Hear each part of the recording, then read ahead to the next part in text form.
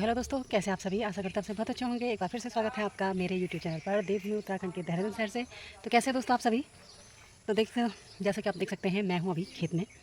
मैं आ गई थी यहाँ पे 8:30 बजे और घर में मैंने अभी आज कुछ काम भी निपटाया क्योंकि धूप तेज़ थी और खेत में जो था घास बहुत ज़्यादा हो रखा था।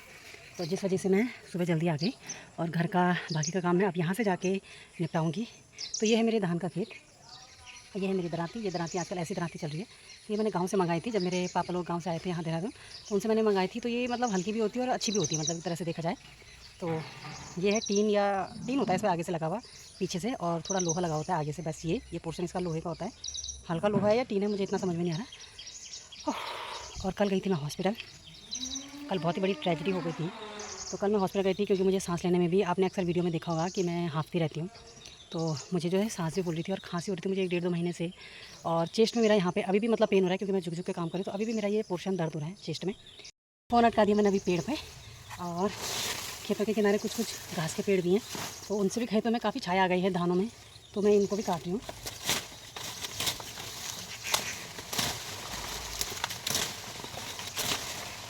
वैसे आजकल नीचे ज़मीन का ही घास काफ़ी है, बट मैं इसे इसलिए काट रही हूँ कि खेतों में थोड़ा सा मतलब छाया कम हो, क्योंकि छाया छाया रहती तो धान नहीं हो पाएंगे। तो इसलिए मैं इसे थोड़ा थोड़ा करके काट रही हूँ।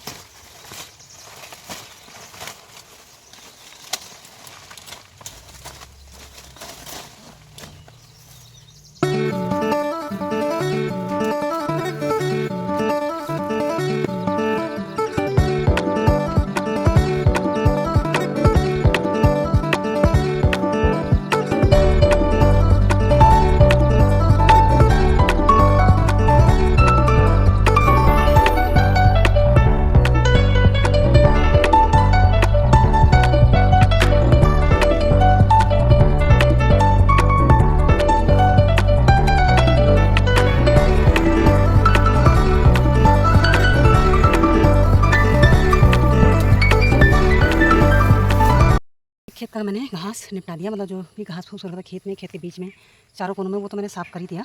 और 3-4 पुले घास काट दिया। और घास जो है भारी हो गया, भले 3-4 पुले हैं लेकिन मोटा घास है, तो इसलिए भारी हो रहा है। ले जाना है मुझे पीठ में लाद के, ऐसे झींटा बोलते हैं जैसे हमारे गढ़वाल में, ऐसे करके ले जाना है। तो ले जाना मुझे ज़रा मुश्किल ही लग रहा है, लेकिन ले जाऊँगी जैसे तैसे, क्योंकि बार बार खेतों में आ भी नहीं सकती क्योंकि खेत और गीले। अब बच गया मेरा ये वाला खेत। ये खेत जो है किसी की भैंस घुस गई थी इसमें, क्योंकि नीचे से जिसने प्लॉट खरीदा है उन्होंने खोद के हमारी जो बाड़ थी, जो हमने तार वार लगा रखी है, जाला लगा रखा मतलब, उन्होंने वो ढीला कर दिया था, तोड़ दिया था। तो जिस वजह से भैंस घुस गई इस खेत में। तो ये खेत उसने 2 दिन घुस के अंदर, यहाँ पे मेरे पास में जो है ये सही है, लेकिन नीचे की तरफ सारा खा रखा। और अभी चलती हूँ मैं घर, क्योंकि मैंने पोछा भी नहीं लगाया और पोछा नहीं लगा रखा, प्लस आपका गोबर नहीं फेंक रखा। तो वो काम करूँगी, फिर अपना नहाना धोना करूँगी। तो गोबर निकालने का काम मैंने अब शुरू कर दिया है। और आजकल गोबर जो है बहुत ही गीला रहता है, क्योंकि आजकल लगातार गाय डंगर जो हैं हरा ही खाते हैं। तो आजकल पानी, घास में वैसे ही पानी की मात्रा ज़्यादा होती है बरसात में, तो जिस वजह से गोबर भी काफ़ी गीला रहता है और बहुत मशक्क़त करनी पड़ती है। मतलब बहुत ही ज़्यादा बेकार होता है आजकल गोबर साफ़ करना।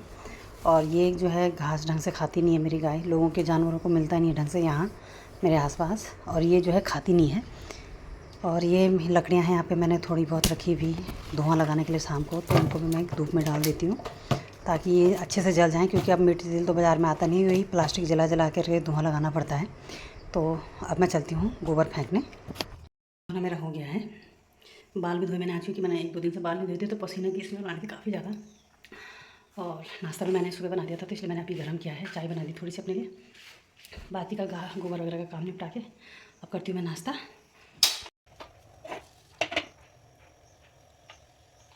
तो जैसे कि दोस्तों मैंने आपको पहले भी बताया इसी वीडियो में कि मैं कल गई थी हॉस्पिटल, क्योंकि मुझे काफ़ी सारी प्रॉब्लम्स चल रही थी। तो मैं कल हॉस्पिटल गई थी, तो वहाँ मैंने जो है अपने लंग्स, उन्होंने मतलब मुझे टेस्ट बोला था लंग्स की जांच कराने के लिए, एक्सरे, और 2-3 ब्लड टेस्ट लिखे थे, और एक लिखा था उन्होंने मुझे ईसीजी वगैरह। तो जिसमें मेरे मतलब कल की डेट में 5-7 हज़ार रुपये चूना लगे। मतलब एक तरह से आप लगा लो कि हम जैसे नॉर्मल लोगों के लिए 5-7 हज़ार रुपये बहुत होते हैं। तो जब मैंने एक्सरे कराया था, तो मेरा छोटा बेटा था मेरे साथ गया हुआ, वही था मेरा सामान पकड़े हुए था। जब मैं इधर उधर जब भी टेस्ट वूस्ट कराने के लिए जा रही थी या ब्लड सैंपल देने के लिए, तो वही बेचारा था जो मेरा सामान पकड़े हुए था मेरे साथ। तो जहाँ मैंने एक्सरे कराया, जिन्होंने मेरा एक्सरे किया, उनमें से एक सर ने बोला कि आपको पहले कोविड या टीवी थी। तो कोविड के टाइम पे, जब मुझे सेकंड वेव के टाइम की बात है शायद से, सेकंड या फर्स्ट इतना मुझे ध्यान नहीं है, लेकिन एक बार तबीयत खराब हुई थी स्टार्टिंग में ही, अप्रैल के टाइम पे। क्योंकि जब भी कोरोना हुआ था, कोविड हुआ था, तो वो मार्च अप्रैल से ही स्टार्ट हो रहा था दोनों टाइम पे। तो मुझे भी अप्रैल में हुआ था लास्ट में। तो हमने हालांकि जांच नहीं कराई, घर के मतलब जो घरेलू उपचार जो लोग सभी लोग कर रहे थे वैसा हमने भी किया। तो अब उन्होंने टीवी बोला तो मुझे मतलब कहते हैं ना कि पैरों तले ज़मीन खिसक जाना, तो मेरा भी सेम वही सिचुएशन हुआ। मेरी आंखों में बिल्कुल आंसू आ गए। एक का तो उन्होंने बोला कि जैसे मैं एक्सरे करके अपने कपड़े चेंज किए, मैं बैठी वहाँ पर, उन्होंने मुझे बैठने के लिए बोला, मैं बैठ गई। तो उन्होंने किसी के ब्रेस्ट कैंसर के लिए बोला, उन्होंने जो आजकल की लेडीज़ में बहुत चल रहा है। तो मतलब एक उस टाइम पे जब मैंने ब्रेस्ट कैंसर का सुना, जैसे मेरा एक्सरे हुआ, उन्होंने झट से बोला किसी ने, एक डॉक्टर ने, तो मतलब मेरा तो ऐसा हो गया कि बिल्कुल कि मेरा जीवन ही मतलब एक तरफ से होता है ना कि अब मैं मन ही बचूंगी।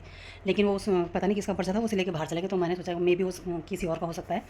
तो फिर उन्होंने मुझे उनमें से, जब जैसा कि मैंने आपको बताया कि एक ने मुझे पूछा आपको कोविड या टीवी, तो टीवी का सुना तो मुझे फिर ये हुआ कि यार मेरा सब कुछ मतलब मेरा जीवन जो है व्यर्थ, कि सुख मैंने आज तक कभी सुख देखा ही नहीं। उसके बाद भगवान ने मुझे ये सब कुछ दे दिया, ये बीमारी दे दी। अब मेरे बच्चों का क्या होगा? और बच्चों के बाद मुझे सीधे अपने माँ पापा का ध्यान आया कि मेरे माँ पापा का क्या होगा, क्योंकि मेरी बड़ी वाली बहन जो है काफ़ी 14-15 साल हो गए, वो गुजर गई थी। उसकी 2 बेटियाँ हैं बेचारी। तो अगर उसकी 2 बेटियाँ हैं, फिर मुझे हुआ कि मेरे भी बच्चे छूट जाएंगे ऐसे ही। मेरे माँ पापा का क्या होगा? वो कितनों का दुख झेलेंगे। वो ऑलरेडी इतने मतलब उनकी तबीयत ख़राब रहती, बीमार रहते दोनों के दोनों, माँ और पापा दोनों। फिर मैंने अपने हस्बैंड को भी फ़ोन किया। फिर मेरे को भी उनको देख के ना बहुत झंझाहट सी हुई कि ये ना तो मेरे साथ हॉस्पिटल आए, उसके बाद मेरे साथ अगर ये चीज़ें हो जाती हैं, ये उन्होंने मुझे मतलब तभी कहा होगा कि मतलब डॉक्टर ने मुझे तभी तो पूछा होगा अगर जब निकल रहा होगा। मेरे मन में ये आया। हस्बैंड को देख के भी बहुत गुस्सा आया कि ये कभी मेरे साथ खड़े नहीं रहते, दुख में ना सुख में। पैसे के मामले में वही जिगजिगबाजी करते हैं। तो मैंने उनको भी फ़ोन किया। मैंने कहा मैं घर नहीं जा रही। मैंने कहा उस घर में जाके मैं करूँगी क्या जिस घर में मुझे कभी एक सुख नहीं मिला, एक इतना सुई की नोक बराबर सुख नहीं मिला जिस घर में मुझे, उस घर में मैं क्या काम जाऊँगी यहाँ से, फिर काम ही करूँगी इन लोगों के लिए। तो मैंने उस समय मेरे हस्बैंड ने बोला ठीक है, कि मैंने कहा मैं घर नहीं जा रही, कि ठीक है कोई बात नहीं। तो मैं अपनी बहन के घर चली गई। उसके बाद मैंने ये कहा कि मैं अब सीधे रिपोर्ट लेकर घर जाऊँगी।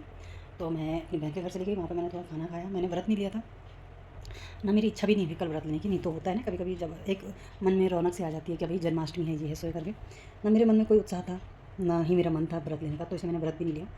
और शाम को जब घर आए तो डॉक्टर, मैंने जब नर्स रिपोर्ट लेने के बाद मैंने टेस्ट पूछा, रिपोर्ट के बारे में पूछा, रिपोर्ट दिखाने के लिए। तो उन्होंने बोला डॉक्टर आप 6 बजे बैठेंगे। तो मेरे हस्बैंड ने बोला तुम ये करो कि रिपोर्ट दिखा के चले जाओ। मैंने कहा रिपोर्ट दिखा के मैं अगर चली जाऊँगी तो गाय का दूध कौन निकालेगा? क्या आप, मेरी ननद गाँव में रहती है नीचे, दीदी को बोल दो। मैंने कहा दीदी आके करेगी क्या जब वो किसी को दूध ही नहीं देती मेरी गाय? तो करेक्ट, उन्होंने भी क्या करना है आके, जब सब कुछ करना मैंने ही है तो वो भी क्या करेंगे वहाँ जाके। तो मैं घर आके देखा तो यहाँ गाय भी नहीं बंधी हुई थी, जबकि गाय मेरी 3-4 बजे आ जाती है।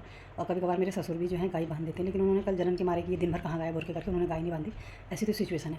तो ऐसे में आपका मन, आप ही लोग मुझे बताओ कि अगर कोई ये वीडियो पूरी देखेगा तो ये बताओ कि क्या करना चाहिए ऐसे में। और फिर मैंने गाय बांधी। थक मैं भी बहुत गई थी, मेंटली डिस्टर्ब थी क्योंकि रिपोर्ट चेक हुई नहीं थी। तो मेरे हस्बैंड आए, उन्होंने भी मतलब उनका कल फास्ट था। उन्होंने थोड़ा एक गुड़ चाय पी, मैं दूध निकाली थी, चाय पी, और वो गुस्से से फूफू करते हुए हॉस्पिटल चले गए। रिपोर्ट दिखा के आए तो मेरी रिपोर्ट नॉर्मल थी। इन्फेक्शन था, मतलब जो मुझे खांसी वगैरह हो रही है, सांस वगैरह फूल रही है इन्फेक्शन की वजह से। तो उन्होंने बड़ा गुस्सा किया क्योंकि 14-15 सौ रुपये की मेरी दवाई भी आई थी। तो बस दोस्तों यही था इस वीडियो में। मतलब लाइफ जो है मतलब किस्मत से ही, मतलब वो किस्मत वाला ही होता है जिसको लाइफ में मतलब कुछ थोड़ा बहुत सुख मिल जाता है, या किसी को सब कुछ मिलता है, वो किस्मत वालों को ही होता है। और मेरे साथ तो फ़िलहाल ऐसी है।